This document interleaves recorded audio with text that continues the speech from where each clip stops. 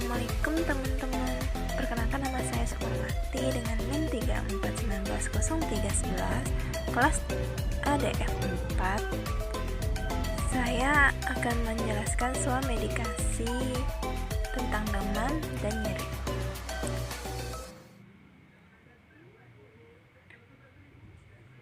Apa itu demam dan nyeri?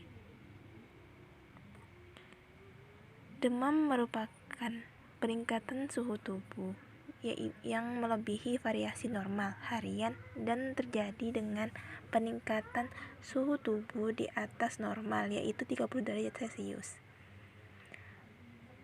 Nyeri adalah pengalaman sensorik dan emosional yang tidak menyenangkan akibat kerusakan jaringan, baik aktual maupun potensial, atau yang digambarkan dalam bentuk kerusakan tersebut. Bagaimana proses demam dan nyeri terjadi? Mekanisme terjadinya demam merupakan mekanisme fisiologis sebagai reseptor terhadap rangsangan pirogen endogen yang bekerja pada pusat hipotalamus. Hipotalamus sebagai pengatur suhu termostat tubuh. Terdapat reseptor yang peka terhadap suhu tubuh dan dikenal sebagai termoreseptor. Adanya termoreseptor ini dapat mempertahankan suhu tubuh normal. Rangsangan nyeri diterima oleh nosiseptor pada kulit, biasa intensitas tinggi maupun rendah, seperti perenggangan dan suhu, serta oleh lesi jaringan. Sel yang mengalami nekrotik akan meliris kaplas dan protein intraseluler.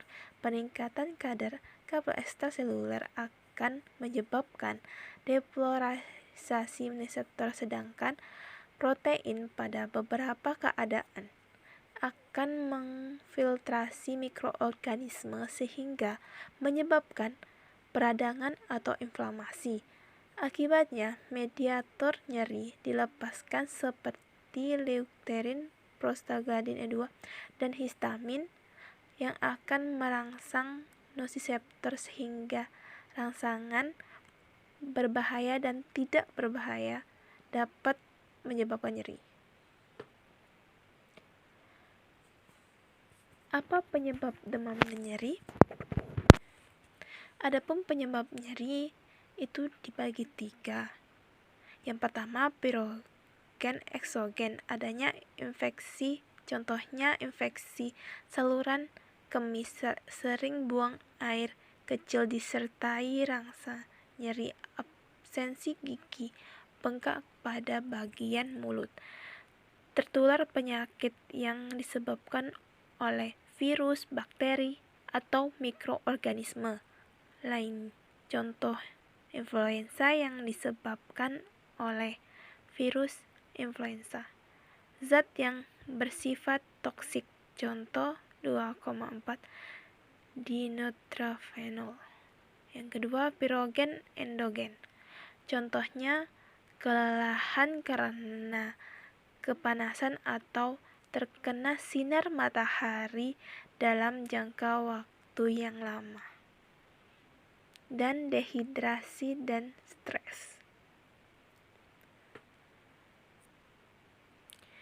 Adapun penyebab nyeri yaitu yang pertama, nyeri nosiseptik, disebabkan adanya kerusakan jaringan yang mengakibatkan dilepaskannya bahan kimiawi yang disebut excitatory neurotransmitter seperti histamin dan bradykinin yang bertanggung jawab terhadap timbulnya reaksi inflamasi. Selanjutnya, bradykinin melepaskan prostaglandin dan substansi P yang merupakan neurotransmitter kuat.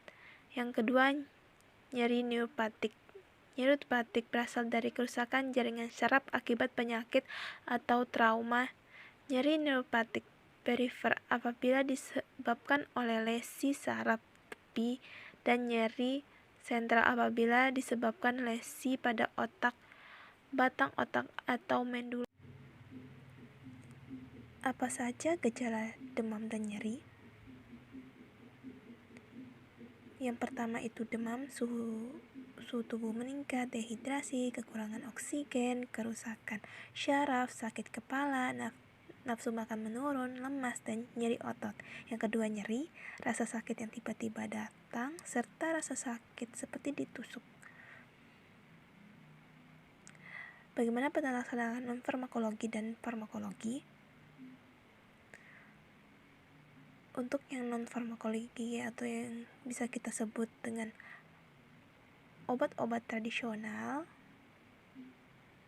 yaitu jahe, yang kedua kunyit, yang ketiga jeruk nipis, yang keempat daun sambelito. Yang untuk farmakologi atau obat-obatan yaitu paracetamol, asam efenamat, ibuprofen, dan asam asetil salisilat. Nah, ini adalah daftar-daftar jurnal yang saya temukan. Teman-teman bisa mengaksesnya di Google Scholar.